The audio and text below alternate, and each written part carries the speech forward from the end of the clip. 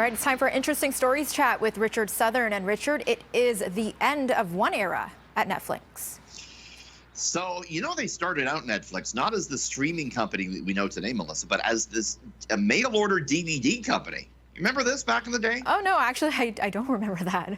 Interesting. If you wanted to rent a movie, they would mail you the DVD, and then when you were done with it, you'd mail it back to them. They'd give you an envelope to mail it back to them. There was no late fee, so they kind of beat Blockbuster at this back in the day, and it was quite big. Now, of course, they're doing the streaming thing, but they kept up the mail order business all these 25 years, but no more. The company announced today it will ship its final DVD on September 29th. At one point, it was shipping 900 million DVDs a year. They actually accounted for 1.3% of all mail in the U.S. Postal Service at one point. You know that the very first DVD they shipped was, Melissa, back in 1998. It was the 1988 cult classic Beetlejuice. That was the very first movie Netflix ever dealt with. And look at them today. Wow, I'm actually surprised that they've kept it going, because who has a DVD player nowadays? That's your grandmother, I think, is really devastated to hear this news tonight, that they're not going to be able to get the DVD in the mail. Oh, boy, yes, I think so. Now, dead birds are being given a new life in one state, but it's a little unusual and perhaps even a little creepy. Sorry, that was the most awkward segue of the night, I think. A little bit. But from grandmothers to dead birds. Oh, gosh. Look at this. This is a little creepy. Oh. This is an actual dead bird.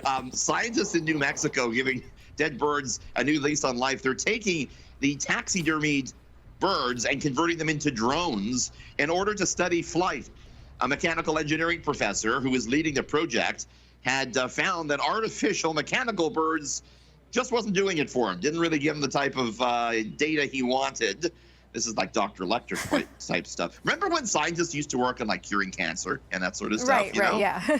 Important stuff. But imagine that crashing into your window. That freaked me out. What is this? Yeah. Talk about AI taking over. I got mechanical birds coming into my window. Too many robots. Now, a cat is looking for a forever home, but you'll need plenty of space before you adopt this animal. You will. I'm going to show you one portly kitty.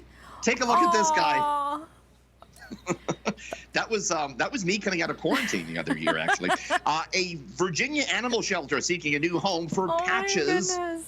40.3 pounds Patches weighs in at. The average cat is 10 pounds. Patches is more than 40. Animal Care has Patches on a special diet and an exercise regime to try and trim him down.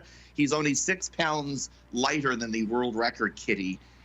He let himself go a little bit, let's be honest. It just seems like an expensive cat, though. It's a lot of fancy kitty treats and whatever else they like to eat. It's a lot of tins being opened right there, that's for sure. Yeah, seriously. But I love it. I love it. Makes a good little cuddler, I think. Well, thank you, Richard, and we'll see you again tomorrow. See you tomorrow.